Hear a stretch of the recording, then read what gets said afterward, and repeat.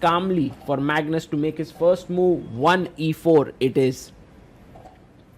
Vincent plays the super solid e5, a very good choice when a draw is fine for you. Knight comes out to f3 and Vincent plays his knight to c6. Keymer is one of the most well prepared youngsters in the world of chess. He has worked a lot on his chess with former world championship challenger Peter Lecco, and openings is one of his strong points. You will see that when he's well prepared, he blitzes out his moves, and here the knight comes out on f6 attacking the pawn. Now the main move here is castle, but you can see that Magnus has come with a plan, a strategy, that he wants a rich strategic battle, and that's the reason why he goes for d3, keeping more pieces on the board. Bishop c5 is Vincent's approach. Now very important to note that you cannot win a free pawn here because queen d4 is a typical double attack in such a position. For Magnus here, the idea that he was angling for is bishop g5, pinning the knight and telling black that maybe putting your bishop out here was a little bit too ambitious because now this pin is going to irritate you. Vincent asks the question to the bishop. Magnus moves his bishop away to h4. And now will Vincent go all out with the move g5? It's possible, but then bishop g3 and there are some weaknesses. So he goes simply d6. Very solid move. And this position has not been played too many times before and not at all tried at top level, but you can see that Magnus is kind of well prepared here. He goes for the move d4, and with this move he is taking advantage of this pin in the position, hitting the bishop. So Vincent can take, but after knight takes on d4 he's putting pressure here. So he took it, knight takes, and here's an important point. If black were to take on d4, you mustn't take queen d4 because then after b5 it attacks the bishop and the queen, but rather you first take on c6, b takes c6, and then claim a small advantage with this. Anyway, going back to the game, after knight takes d4 has happened, Vincent is now deciding what to do. One of the options is of course to take here, but that gives white a small advantage, and so you can actually sacrifice a pawn by castling, or you can go bishop d7. Bishop d7 is Keymer's choice and a very solid option. Now the knight on d4 is hanging, so a good option was to take knight takes c6, but look at Magnus's choice. This is very important because now he's given up a bishop for a knight and created an imbalance on the board. Even though black has the bishop pair, what Magnus essentially is saying is that you have doubled pawns, and in such positions I will try and outplay you. This is the idea. So knight comes out to c3 by Magnus. He defends the pawn on e4, and Vincent castles. This is actually quite bold play. He's not really bothered about this pin here, and he feels that the queen can eventually come out and there won't be any pin. Magnus plays his queen to d3, and with this he is actually angling for a long castle. So that is an important move that Magnus has on his mind, and Vincent now has to decide how to continue. He plays his bishop to b4, very interesting move, and somewhere there is all sorts of pressure here. This way the knight is pressurizing the e4 point.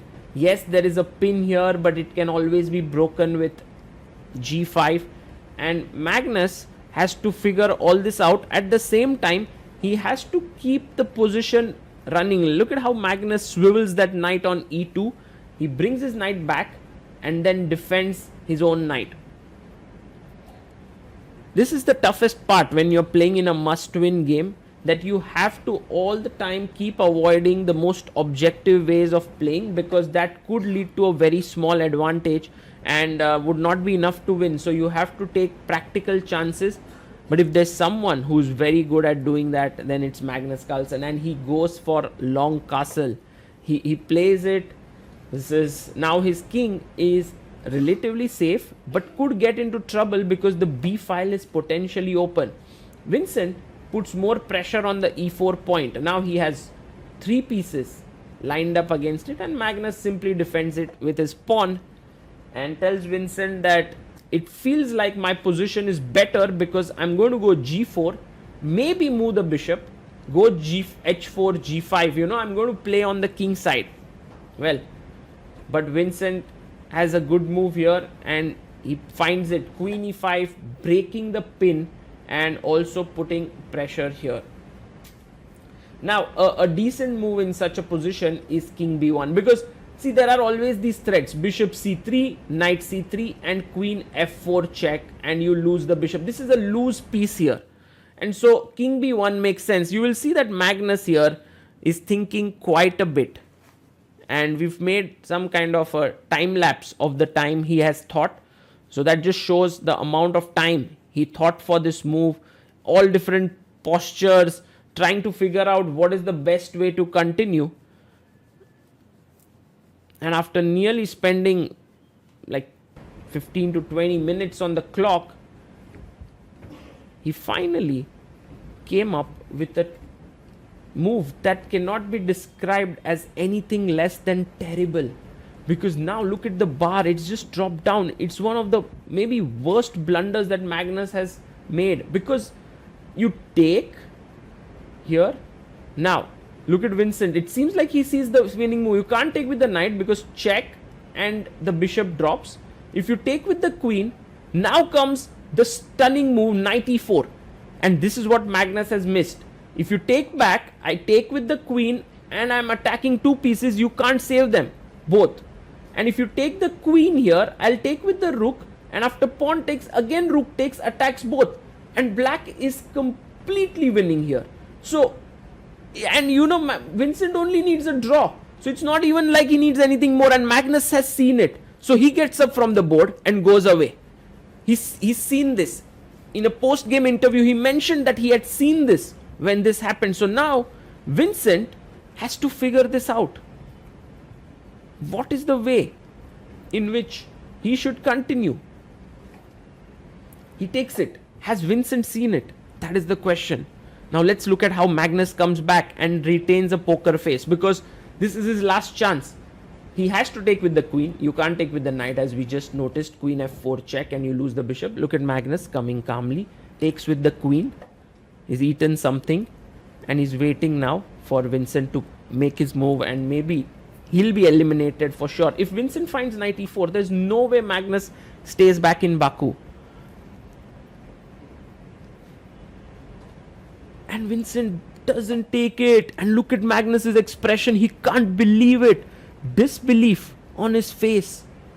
He just can't believe what Vincent has just done right now. Knight e4 was so good. He shakes his head and he's like, wow, I just came back from the dead.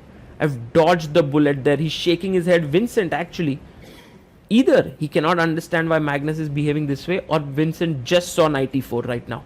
And he's like, oh my god. And that could be the worst thing that can happen to Vincent. If he just saw knight e4 and he's like, I missed that chance, then it's not at all easy to make a comeback from there. Anyway, now Vincent, I mean, his position is not at all bad. It's equal. And he needs a draw. So everything is under control.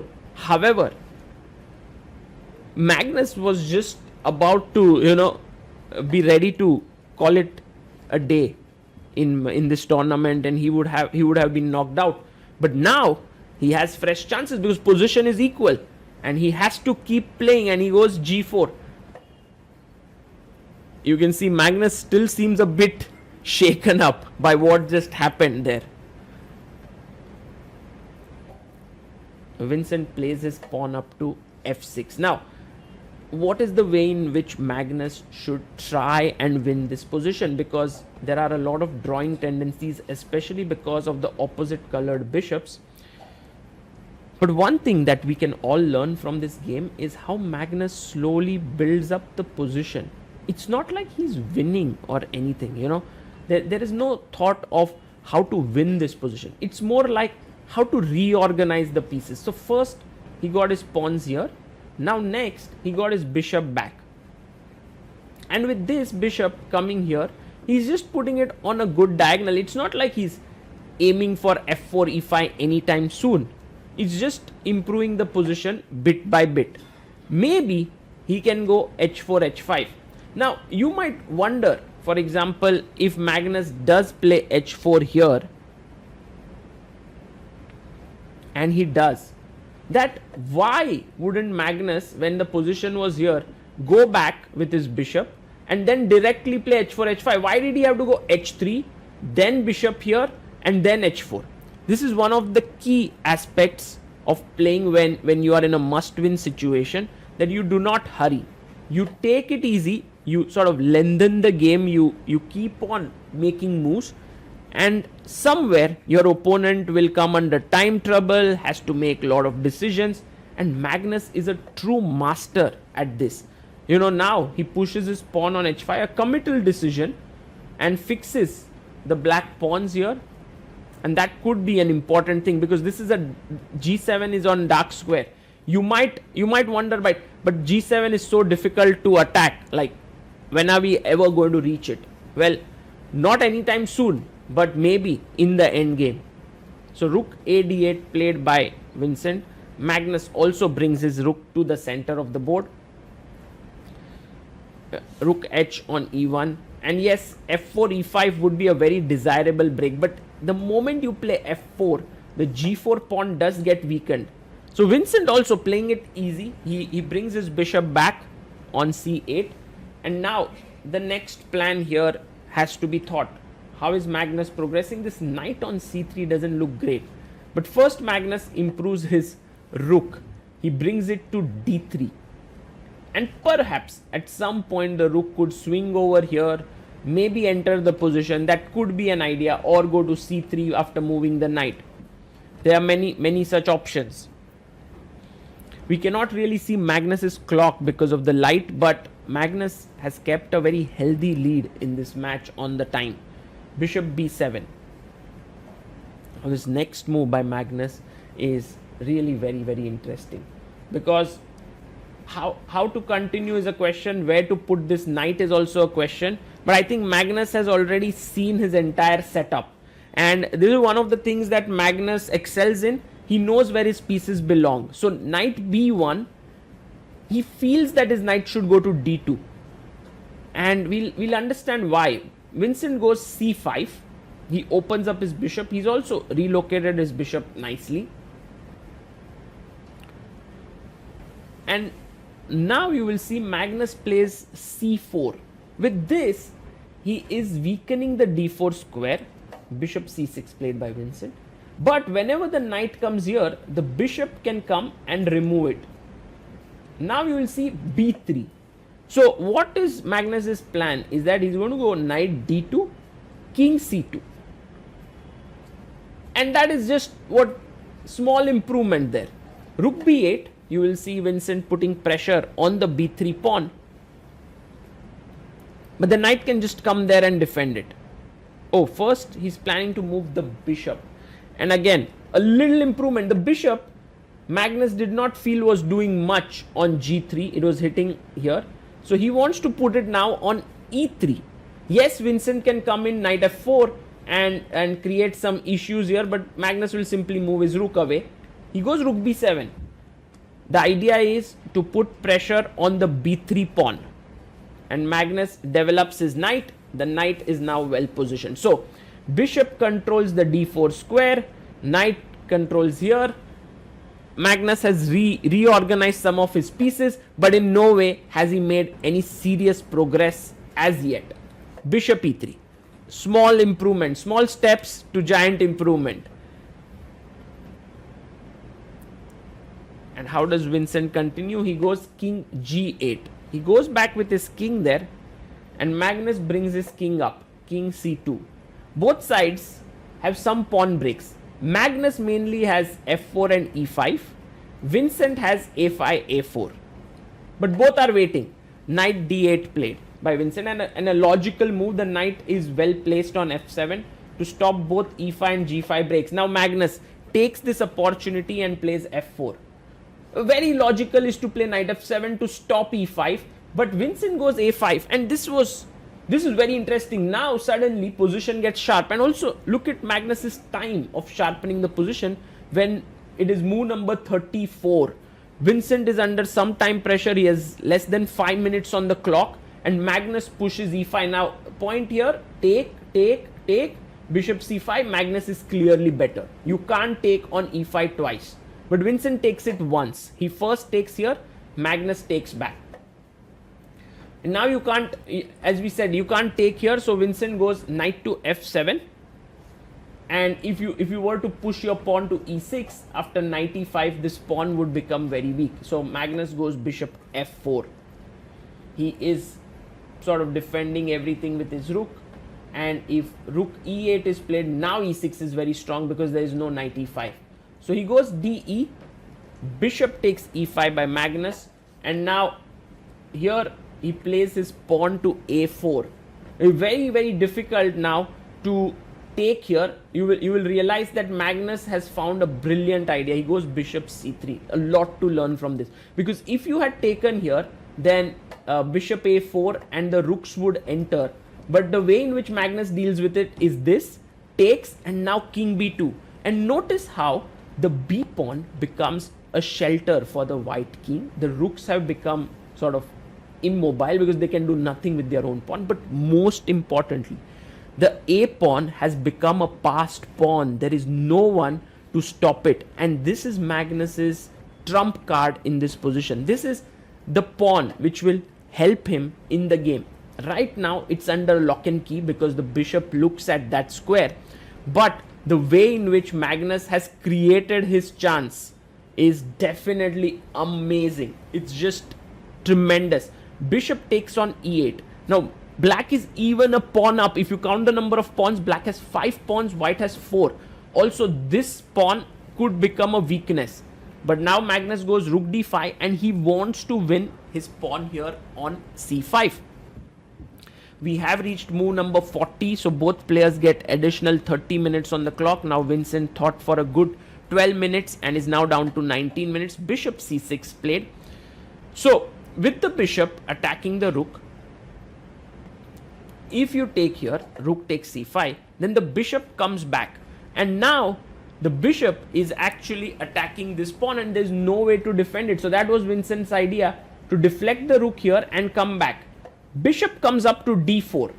Very, very calm little move, and Magnus is actually hoping that this bishop goes away, wins a pawn, so that he can start pushing his pawn. So Vincent takes it, and now Magnus's pawn is finally free to move. It has 1, 2, 3, 4, 5 steps to go, but step number 1 achieved. It has moved to a4, and every step that pawn takes, it's going to be dangerous. Knight g5 played. Now Vincent wants to win another pawn here, but as we all know, for Magnus the key is the a pawn. Bishop e3 played. He's looking here. If you take bishop h5, then a5, rook b4 takes, rook g5, and white is doing pretty well in this position. So you don't want to be taking the h pawn here as Vincent. It is possible for sure, but a good defensive move now is knight to f3. Good move by Vincent Keymer, because he's trying to go into an opposite color, a pure opposite colored bishop position, getting rid of the knights. And if you want to keep the knights on the board, it's not so easy because the rook comes in, it puts pressure here and here. The bishop will drop back and put pressure. So I think Magnus now, again, he has to see that what is the risk he wants to take and where is it that his winning chances are maximized. He takes. Now black is a pawn up. It's an opposite colored bishop position, but still the a pawn is just a killer pawn. But Vincent has the only move to stay in the game now, which is rook b4, and put the rook behind the pawn. That will be helpful for him to stop the pawn, and he finds it. He is playing really well. He finds this move, rook b4. And now if in case Magnus gets tempted to take this pawn, then rook a4 leads to a very good position for black. So Magnus goes bishop d2, finding the best move again. Magnus there, and now rook has to go to a4. So rook behind the pawn here, and also the bishop defending this. Vincent has sort of invested into a pawn. He's given up his pawn in order to get this set up. King takes, in comes a check. The position is still drawn. It's very small edge for Magnus, but the margin of black's move that lead to a draw are less. He goes c6. One of Vincent's idea is that he wanted to put this bishop to defend the pawn, but a better idea was to go g5 and start creating your own passer here. But he goes c6, king d4. Now the king is coming up, and Vincent plays his bishop to f3, defending the pawn on c6. And one of the ideas that Magnus was a bit afraid of in such position is putting the bishop on d5, because then he cannot make progress. However, that will not work, because after takes, king takes, this is a winning endgame for Magnus. So bishop g2 was played, and this is the final mistake. In fact, here he had to go bishop e2, and after rook c6 activate the king. The position was still under black's control, but the moment he goes bishop g2, now his idea is to come to f1, and Magnus is now going to dominate this bishop. He has to find the move rook f5. It cuts the king off, it stops the bishop from coming here, and also paves the path for king to come to b6. It's such a multi-purpose move here, rook f5, and you can see the spring in Magnus's step there. He knows he's now converting this rook f5. Very powerful move, stopping the bishop from coming to f1 to kind of coordinate with his rook and attack the c4 pawn. Vincent's moves are now very difficult. It's almost impossible for him to hold this position. He goes bishop h3. The arbiter comes in to give the new score sheets, because the moves can only be written till move number 60, and then you need a new score sheet. We are on move 54 now. Rook f4 played by Magnus. His rook now defends this pawn, his bishop defends this pawn, and the king is now ready to move in. Bishop e6 played, and I think king c5 is in order here. Magnus quickly gets his king into the game. He plays king to c5, and Vincent goes rook a3. Now this is a little irritating move, because you can't move your bishop away from here. You lose this pawn, and if you keep moving your bishop on this diagonal, I'll keep attacking it. So he goes king b4, Magnus, hitting the rook. But the question does remain, how is he going to push the pawn down the board? There are still 3 steps to go. Well, turns out that you don't need to support the pawn, you just need to remove the rook. And now you will see the rook has no squares down the a file, and the pawn is ready to push forward. Brilliant play by Magnus, sort of taking the long route, bringing his king this way. Now Vincent goes rook e2, moves his rook away, and one step closer, the a pawn, the trump card of Magnus's position, is now doing its job. It's moving towards becoming a queen. Bishop h3 played, and now a7, a8 is the idea. He goes a7, he pushes his pawn, rook goes back to e8, and now Magnus plays this nice little move, rook e4, in order to get to the 7th rank, because if you take, the pawn is queening, and so you have to go to a8 to stop the pawn. He goes rook a8, and we can just enter into the position with rook e7, and this is the best move. You can see Vincent knows that the writing is on the wall. Rook e7 played. The pawn is well protected. The king can slowly move in, but in fact Magnus has found a faster way to win, which is to play rook b7 here and rook b8. Yes, he can win the pawn as well. Look, the g7 is hanging, but now with rook b7 it's much better, because when you go bishop g2 trying to defend here, I'll take on g7 with a check and you lose the bishop. So Vincent resigns the game. Magnus comes back in the match. 1-1 is the score.